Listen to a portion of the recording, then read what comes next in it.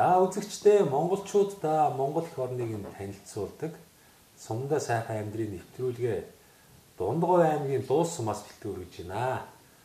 Дуус сумынхаа ерөнхий боловсролын сургуулийн бас орчин нөхцөлөөр танилцъя гээд орж ирлээ. Тэгээ одоо сургуулийн захирал долгор жив захиралтай болж байна. Танд энэ сайхан өдрийн мэнд хүргэе. За баярлалаа. Сайхан бороорж байна. Хувтаа сайхан өдрөө. Сайхан байна. Тэгээд та бас энэ сургуулаа танилцуулаач тийм ээ. Энэ сургууль маань ер нь гарал үүсэл нь хэдэн оноос гарал үүсэлтэй. Дуус сумынхаа одоо ерөнхий боловсролын сургуульд хамрагдах сургуулийн насны гишний хүүхд хамрагддığım багшийн бас хүрэлцээ, анги танхимын орчин нөхцөл ямар хөө байдаг талаар сайхан танилцуулаач. За баярлалаа. Танай телевизэн хамт олонд бас амжилт хүсье. За манай сургууль 1987 онд анх байгуулагдаж ирсэн. Ер нь бол баг сургууль нь анх 1940 оны түүхтэй ийм сургууль байж байгаа. Ерөнхийдөө одоо 90 жил гарan болцсон ийм түүхтэй сургууль. Энэ шинэ сургууль нь болохоор 1987 онд анх байгуулагдсан. 240 хүүхдийн сургуульд одоо 170-170 хүүхэд суралцж байна. Нэг онцлог нь олгохтон зэрэг нэг аймгийн төвдөө маш ойрхон учраас 9-р анги ах их чинь төгсгöd нөгөө аймгийн төв рүү нөгөө одоо хүмүүс чинь бас нэг ах ихчт нь гэр бараа бэлдэж өгдөг юм уу, байр сав аавн тэгээ дүүгийн дагуулаа суулгачдаг. Ийм учраас нэг жоохон хамран сургах хүүхдийн тоо харцангуй жоохон цөөхөн гэсэн боловч бид нар бас багшлах боловсролчноор 100% хангагдсан. Улаанбаатар хотоос бол засмал замаар 320 км дахиад ирдэг. Аймгийн төвөөс бас засмал замаар холбогдсон 50 км-т оршдог. Тэгээд багш нар маань сургууль багш нар маань ерөнхийдөө сүүлийн 3 жил дараалан байгууллагын гүйцэтгэлийн үнэлгээгээр бас улсад 20 дугаар түвшин шалгарсан. Ийм амжилттай сургууль байна. Мөн ноднон өнгөрсөн жилийн жилд Шинэ Монгол Эрдмийн хүрээлэн Шинэ Монгол сургуультай хамтарсан улсын хэмжээний 60 сургуулийг төрийн сургуулиудын менежментийг сайжруулах төсөлд хамрагдсан. Тэр төсөлд бас манай сургууль 60 сургуулийн нэгээр шалгарч бас амжилттай менежментийн төслөө бас амжилттай хэрэгжүүлсэн. Энэ хичээлийн жилд боловсрол чанар ухааны яамнаас маань бас улсын хэмжээний 100 сургуулийг хамруулах ийм шийдвэр гарсан байлээ. Энэ төсөлд хамрагдсанаараа болоод маш их зүйлийг сурж авдаг, маш их менежментийн олголттой болж авдаг гэдгийг бас дашрамд хэлэхэд бас зүйтэй болов гэж бодож байна. За нийт багш нарын маань одоо бараг 70% нь бол ерөнхийдөө 70 гаруй хувь нь бол 5-аас дээш жил ажилласан багш нар. Тэгэхээр багш нар бол харьцангуй тогтвор сурчлалтай байдаг. Багш ажилчдын байртай 80 хүүхдийн шин дотор байр 19 онд бол ашиглалтанд орсон. Дотор байр маань бас улсын хэмжээний ерөнхийдөө аймгийн хэмжээний шилдэг үйл ажиллагаатай байр гэж үнэлэгдэж явдаг. Тогооч нар маань бас улс аймгийн уралдаан тэмцээнд бол бас одоо нэрийн амтлагчаараа хүртэл брэнд болцсон ийм тогооч нар ажилладаг. За багш нарын маань одоо нийт 70 гаруй хувь нь бол мэргэжлийн зэрэгтэй ийм багш нар ийм сургууль хамт олон байна. Одоо сүүлийн үед ч одоо тэгэл нөгөө боловсролын сайд нь гарах юм те. Тэгэл өндөг энэ төр шийдүүлээл одоо юу ч болоод байгаа. Тэгээ багш нарын цалин нэмэлхийн эсвэл одоо 45 хоногийн одоо багш курс яа одоо явуулаад багшлах эрхийг өгнөө гэх юм. Тэгэл энэ нөгөө иргэд бол мэргэжлийн хүмүүс нь тэгэл хоорондоо зөв буруу бие чи дээрээ тулаад янз бүр болоод ах шиг байна л да. Энэ дээр бас та ер нь яг мэргэжлийн багшны хувьд юу гэж боддгийг тэ одоо багшийн хүрэлцээ бол улс орон даяар бол дутагдaltaй байна гэж яригдах юм тийм ээ. Танай сургуулийн хувьд бол багшийн акт дутагдал бол алга тийм боломж юм байна. Тий тэгээд ер нь цалин хангамжийн хувьд ер нь та хангалуун байдаг юм уу эсвэл нэмэх ёстой юм уу гэж бас нэг жоохон өөрийнхөө хувийн үзэл бодлоос сайхан яриач тээ. За би намайг анх багш болж хахад би бүр өрсөлдөө заяа. Нэгээр гарч иржээж багшиг сургуулийн түүх нийгмийн багшаа ангид би авч ирсэн. Тэгсэн чинь би ингээд тэрнээс хойш багш болоод бас маш олон шавь нарыг бас бэлтгэж сургуульд оруулж хуулч эрх зүйчээр өдр бэлтэж оруулж ингэж байсан.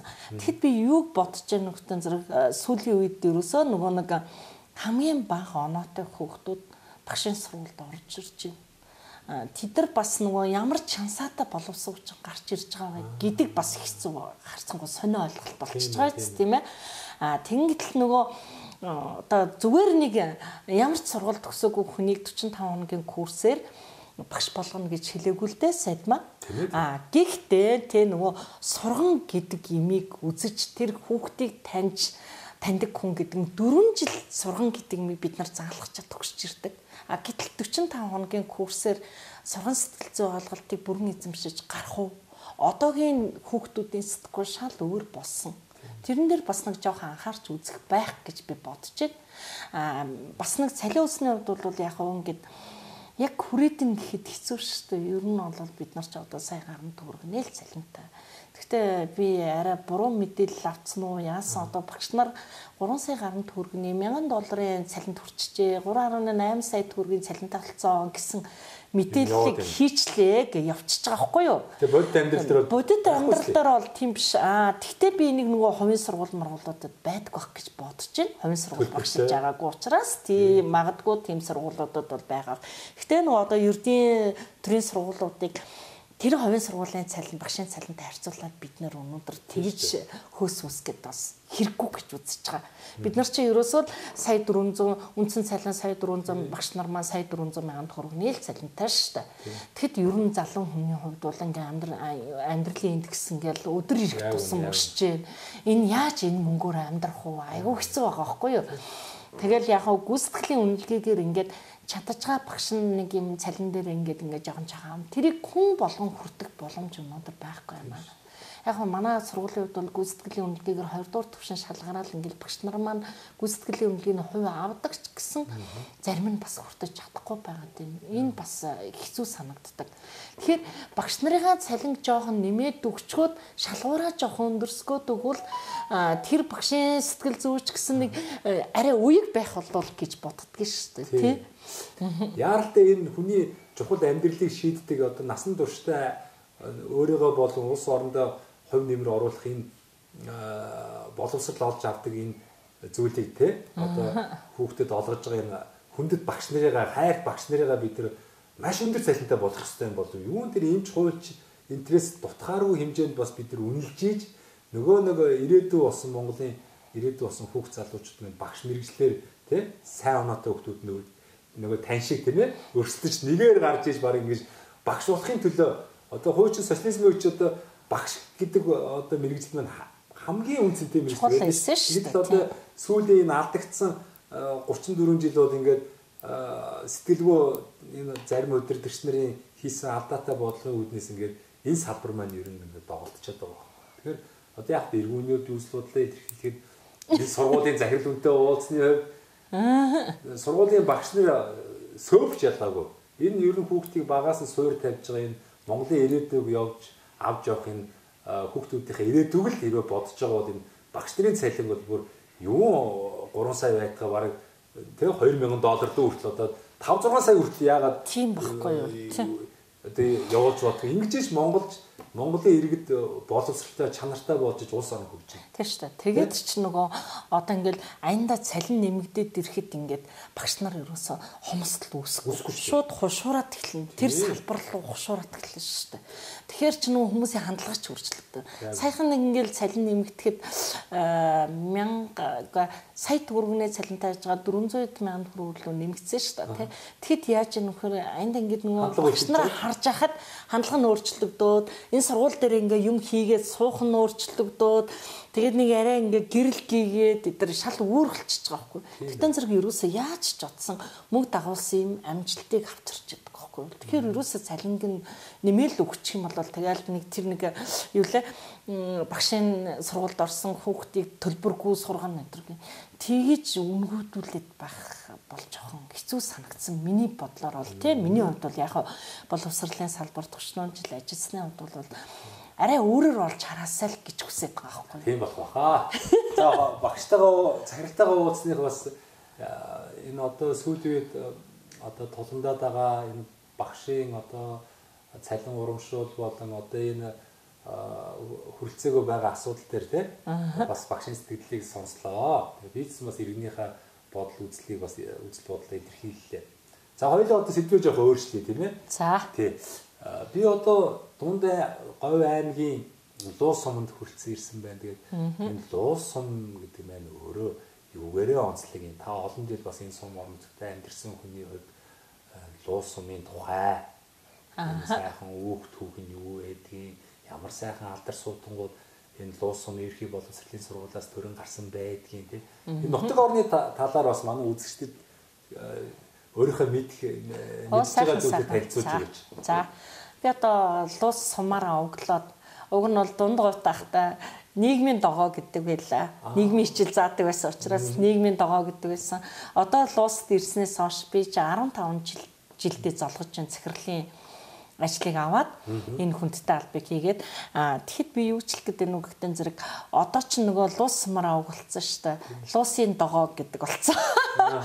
Тэгээд Луус сум маань бол бас их сайхан нутаг.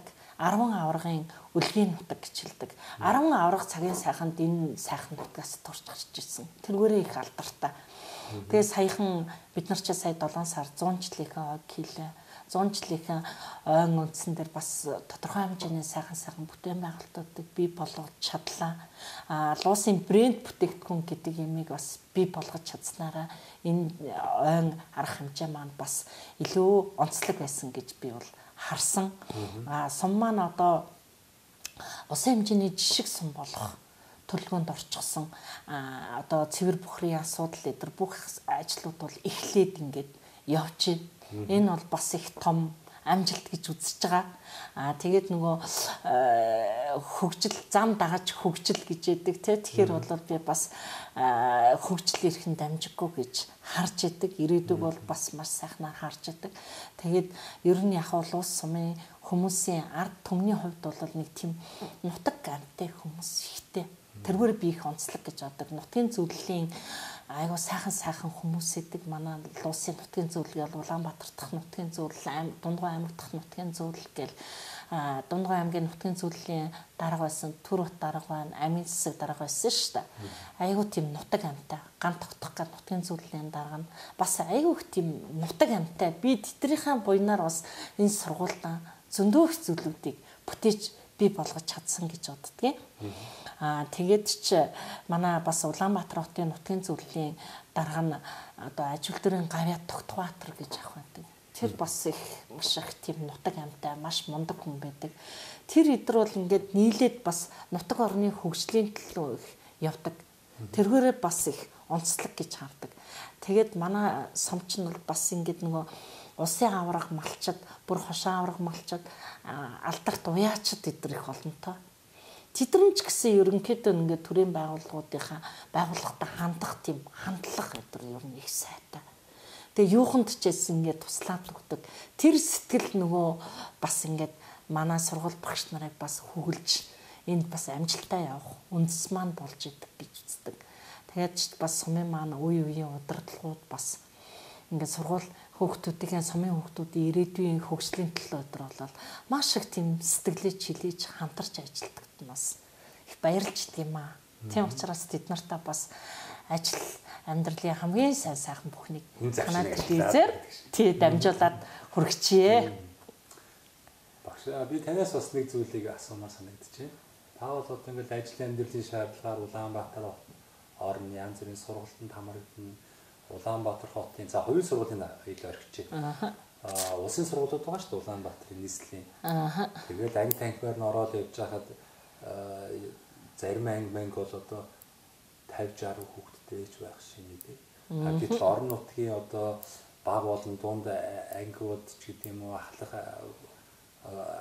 ангиуд ч гэдэг юм уу те хүүхдийн бас даагц ямар байдаг вүлээ харьцуулт явагдана. Тэгэл улсын чанартай тэмцээн олимпиад болоход одоо бас орон нутгийн хүүхдүүд бас давмгаалаад илүү өндөр оноо 1-2 дугаар байр авах жишээний те харьцуултууд гарч ирж байгаа шүү дээ. Нэг хэсэг бол одоо аль болохоор аймаг юм уу Улаанбаатар хотод хүүхдээ сургахчуур нэг гайгүй боловсралтай болчихныг боддог байсан нэг цаг үе байна. Гэтэл одоо бүх юм эсрэгээр эргээд байгаа юм шиг. Бараг энэ аслагдсан суманд сумын сургуулийн чанар нь баг илүү ч юм шиг тэнд анги дүүргэлтнийг 20 идэж байт юм уу 30 стандартын дагуу зарим газарч бүр баг байдаг л баха 10 дүүхтэй ч байт юм уу.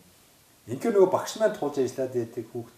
Тэгээ нөгөө 2-3 ээлжир хичээлэхгүй болохоор бас нөгөө хүүхд маань чөлөө цагаараа спорт, урлагийн янз бүрийн секс дуулалт хамрагддаг ч гэдэм юм уу. Ингээ нэг сумын хүүхдийн бас нэг хөгжих давуу тал үсээд байгаа ч юм шиг. Нийслэлд бол одоо хідэн ээлжээр сураад нөгөө багш нь тэр 50-60 хүүхдтэй туулж ажиллаж чадахгүй. Аав ээж нь нөгөө өдрийн 5-6 цаг машин төр түгжрээд ажил амьдрал гэж явсараа гэртээ очиход нөгөө хүүхд нь унтцсан, хүүхдийн хичээл юм ном юу болж байгааг мэддэггүй. Ингээ хүүхдийн сурлах нь унж байгаа жишээнүүд бас харагдаад байгаа байхгүй юу? Тэгээд та яг мэрэгжлийн хүний хувьд хотод сурсан дээр юм уу эсвэл одоо сумдаа сурсан дээр юм уу? Энэ дээр бас та нэг юу гэж боддог юм? Зөв. Яг гоо зарим хүмүүс суулгахтан зэрэг ингээл аймагт хүүхдээ суулгачвал миний хүүхд сайн сурах гэдэг гэж байна. Одоо манай аймгийн даацч жоохон хитрээд голдоо. Одоо дахин нэг сургуулийн тухай яриад, дахин цэцэрлэгийн тухай яригдаал. Ингээд байгаа байхгүй юу? Тэгэхээр би юу гэж үзээд байдгийг хэрэг ингээд аймагт ингээд очиод за хүүхдээ ингээд манаас шилжүүлж аваад яаж сургаад идэх юм бэ гэд үзэнгүүт айл хашаанд авч чанаггээр бариад өгчдөг. Тэрийгээ нөгөө би хүүхдийнхээ одоо материал урчныг хангачлаа. Миний хүүхд одоо сурах боломж нь бүрдчихлээ гэж болгоно. Тэнгэл нөгөө хүүхэд өглөө босоод тий галаан тулаад холон цайгаан хийж уугаад явах ямар байх вэ? Аймгийн дотор байрны хүрэлцээ хангамж ямар байгаа? Тэр ангийн ачаал ямар байгаа гэдэр гэдгийг тооцож үздэг. Гэтэл энд дэжтэй тий манайх чинь нэг дунджаар анги дүргэлт нэг 20 жоохон гарантай л байгаа байхгүй юу? 240 хүүхдийн сургуультай манай сургууль бол яг хөө. Гэхдээ би бол ер нь алсыг харахтаа ямар төлөвлөлтийг бодож байна гэдэг зэрэг жоохон өртгөл бариулах ийм төлөвлөлтийг бодоод байгаа байхгүй юу? Ер нь нэг ийм алсын хараанд болохоор сургууль багш ажилчдын байр, дотор байр гэсэн нэг ийм комплекс үүсгэж байгаад тийм ээ. Тэгээд тэндээ нөгөө жоохон өртгөл хийгээд тэгэхэд нэг айтайхан болж ирнэ гэсэн ийм бодол төрж байгаа байхгүй юу? Тэгэхээр нэг зарим талаар нэг орчны ялгаа ингэж харагдаад байдаг Улаанбаатарт ч тэр аймагт ч тэр хөдөө сумдад ч тэр нэг жоох орчны ялгаа харагддаг. Тэгэнгүүт л одоо бид нар бол яаж игээл бас нэг тэнд харсан юм Улаанбаатарт очивол бид хэд нэг сургууль семинар гээ явахдаа нэг сургуулаар ч гэсэн ороод авъя гэж боддог тийм үү. Аймгийн төв тэгж өгжөөд гингүүд нь тэрийг нэг очиод үзчихье гэж боддог. Одоо нэг интерактив хичээлүүд гэж яригдал. Тэгэнгүүт чи бид нар тэрийг бүгдийг татаж аваад өдр үзэх боломжтой болчихлоо шүү дээ. Тэгэхээр чи манай сургууль хичээл анги болгонд одоо 75 инчин телевиз зоодох ч гэсэн. Тэгмээ тэндээс багш зөрүүлсэн бүх хичээлээ заагаад тэр татаж аваад үзүүлээд тэр боломж тэр улсын хэмжээний сайн багш хичээл үзүүлэх боломжтой болчихж байгаа байхгүй. Тэгээд ч манайх ч өдөөс хойш ингээд 1:30 гэхэд бүх хичээл дуусчихж байгаа 1:15 гэхэд. Тэгээд цаандаа яваад 3 цагаас хүүхд хөгжлийн цаг, багш хөгжлийн цаг эхэлчихэж байгаа байхгүй. Тэг багшд ч гэсэн хамаагүй ачаал нь бага. Тэр тэгэхээр чи 20 хүүхэдтэй ажиллаж байгаа багш 50 хүүхэдтэй ажиллаж байгаа багш хоёр одоо ямар ах вэ? Тэ тэгээд нөгөө цалин бага. Тэнгэтл чи одоо бас нэг хөдөлгөөр жоохон хушуурах хандлага багш нарын хандлага байх нь байж байна. Манайд ч Улаанбаатараас 2 багш ирэл энэ жил багшилж байна. Тэр ямар зорилгоор ирж үгээ судлаад үзэнгүүт нөгөө одоо хөдөө сумдад ажиллаж байгаа багш чинь говийн нэмэлт гээд орон нутгийн нэмэлт гээд 40% өгч байгаа шүү дээ. Тэрний төлөө ирж шүү дээ. Бас хүний амьдрал шүү дээ. Тийм үстэй Улаанбаатар тэрийг өгч чадахгүй шүү дээ. Тэгэхээр наашаа иржээ. Гих мэдчлээ энэ төр. Тэгэхээр би юу ч хэлэхэд байнгут энд байгаа хүүхдүүд одоо тэр 20 хүүхд чинь 2.5 нэг хүүхд чинь 2.5 дугууланд хамрагдчихж шүү дээ. Тэгэхээр бид нар яаж багшийнхаа хөгжүүлэхийн тулд ямар арга хэмжээнүүд авч ийн вөхөр одоо ямар сургалтууд вэ? Хаана тийм сайн сургууль вэ? Тэрнээс хүртэл туршлах, судлах, тэрнтэй холбох бүх аргыг бол хөдөөгийн захирлууд бас эрэлхийлээд эхэлчихлээ шүү дээ. Тэгэхээр бол бид нар заавал Улаанбаатарт хүүхд хөгждөг юм бишээ. Заавал аймагт хүүхд хөгждөг юм бишээ гэдгийг хөдөө суманд бас хөгжиж болдго юм аа гэдгийг бид нар бас хэлэх гээд байгаа байхгүй юу. Одоо жишээлбэл манай биеийн тамирын багш бол ер нь өөрөө арабикийн багш. Тэгэхээр чин улсад тэр арабикийн юугаараа гимнастикаараа хүүхдийг одоо 2 жил дараалан бүр 1-р байранд дээр оруулчих жишээ нь. Тэгэхээр чин тэр болгонд одоо Улаанбаатараас эдэр ороод байдгүй юм л шүү дээ. Мэдхгүй нөгөө тэрийг нэг тиймэрхүү юм байдаг ачаал бүгд өвдгөө юм биш шүү дээ. Тэгээд тэр олон хүүхдүүд тэр дугуулан мууланд хамрагдах боломжгүй болчихж байгаа юм. Тэнгүүд тэд нар юу гэрэл хийлж яах нөхөр гадуураас өөр одоо мөнгөтэй юу бэ тэрийг гэрэл хийлж эхэлж байгаа байхгүй. Тэгэхээр энд чинь бол нэг хүүхэд болгоны хичээлийг үзэн ганцхан одоо нэг цөөх хүүхдийг ач холбогдол нь тэр шүү дээ. Би ч баг ингээд бүх хүүхдийн нэрээр нь ингээд мэдчихэж шүү дээ. Тэ энэ хиний хүүхдэлээ, энэ яадаг хүүхдэлээ, энэ яах вүлээ, энэ яагаад ингээд өнөөдөр ийм гонигтэй ирчихв, энэ яагаад уруугар байна гэл ингээд өглөө орж ирэхэд нь бүгдийг хараад оруулж штэ. Тэгэхэд тэр Улаанбаатарын тэр аймгийн тэр олон хүүхдийг захирал нэг бүрчлэн хараад оруулж чадах уу гэдэг асуудал байгаа. Тэгэхээр чинь нөгөө энэ дээр чинь нөгөө сургалтаас гадна бас хүүхэд хүмүүжлийн хүн байх хүн тэр юмыг бас ингээд бүтэн дүр төрхөөр нь тэр хүүхдийг бүгдээрээ олж харчаа сургуулаараа олж харж чадж байгаа юм чинь бүгдээрээ нийлээд тэр хүмүүжилгүй байх аргагүй болтол нь бас хүн байхын тухай сургаж өгч байгаа байхгүй юу? Бидний зорилго тэр шүү дээ. Хүн болгож гаргах нь чухал байгаа байхгүй өнөөдөр хүүхдийг те.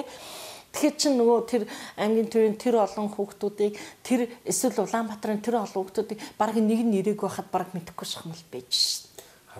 Тийм л байгаа юм чинь. Тэгээ хотоос нэг хүүхэд шилжиж ирсэн чи ерөөсө 5 дугаар ангиасаа гарчхаад тэгээ ерөөсө суугаагүй байжгаад тэгээд нааш ирж исэн. Тэгэхэд тэрийг яачав ийчв гэдэг юм мэдхгүй л хийж байгаа байхгүй. Тиймэрхүү байж байгаа. Тэгэхээр бол би бол хөдөө суманд бас ингээд сайн сурч чадвал сайхан байж чадвал сургууль багш нар ч өнөөдөр бүх юмыг хангаад өгч чинь. Одоо ингээл Эдүтэн Пьерсенгийн хөтөлбөрүүд хэрэгжиж байгаа хгүй одоо 4 5 дугаар англи хэл математикийн хөтөлбөрүүдтэй бага ангийн хүүхдүүдийн дунд ангийн хүүхдүүдийн эдэр. Тэгэхэд одоо нэг олон хүүхдэд сургууль эдэр бол өөрсдөө одоо эцэгхээс нь тэр дататай утас мутас авчирч гэдэг юм уу тийм байдлаар хичээлвэр шин. Тэгэхэд бид нар хүн болгонд тэр юунуудыг таблетуудыг авчираад өгчихсэн тэн дээр хичээлдэл өөрсдөөс нь дата нэхэхгүй ингээд сурах гэж байна. Тэр би бол энийг бас боломж гэж хардаг. Гэхдээ тийм юм нөгөө би муухарлал ингээл энэ боломж шүү чи хүүхдээ нааш өгөх ёстой гэж бас тэгж болохгүй. Тийм учраас нөгөө эцэгхийн өөрсдийнх нь сонголт юм да. Одоо хуулиараа заагаад өгсөн тий. Ямар ч сургуулаа сонгох нь эрхийн асуудал болсон шүү дээ. Тэгэхээр өөрсдийнх нь л асуудал.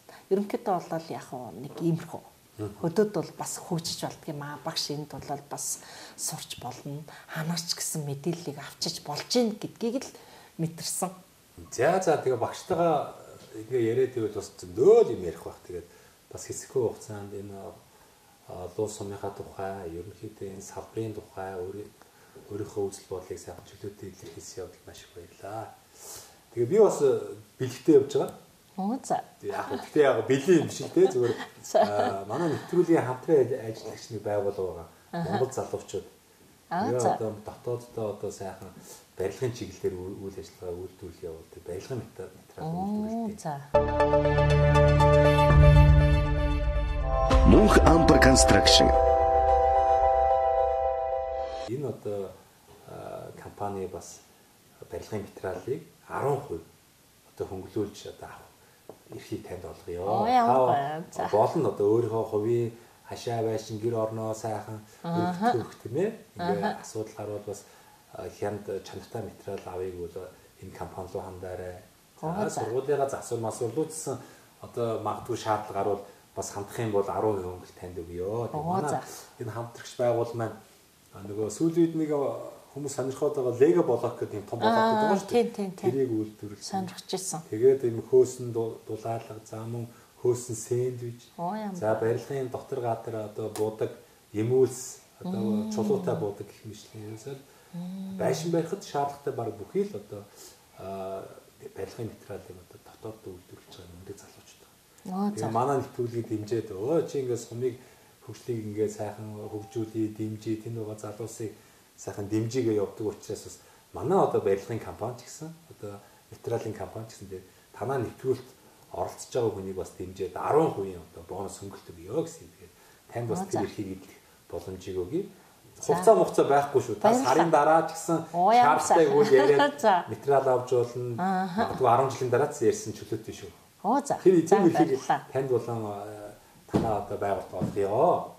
За баярлалаа. За тэгээд энэ завшааныг ашиглаад идэх шиг бас таны одоо олон сайхан найз нөхд Монгол улсын 21 аймаг 330 суманд одоо ажиллаж амьдарч байгаа оюутан ахуй цагийн анд найз нөхдөд ах トゥ төрөл төрөстөө нутгийн уугуус суугуул зон олондоо бас энэ нэвтрүүлэг гарах үеийн сайхан чин сэтгэлийн мэдлэгийг төвшүүлнэ. За баярлалаа. За юуны өмнө энэ сайхан нэвтрүүлэгт оролцуулж байгаа танд болоод танаа хамт олонд бол баярсан талархснаа илэрхийлээд ажлыг амжилт хүсье. За тэгээд үе үеийн шавнартаа намайг багш болгосон хүмүүс шүү те. Тэр миний үе үеийн шавнар чинь миний үе үеийн багш нар мөн хамт олондоо за мөн удирдлагуудаа гэр бүлийнхэнтэй ах トゥ төрөл төрөстөө бүгдээрэнд нь эрүүл нэг сайн сайхныг хүсэн өрөөё. Баярлалаа.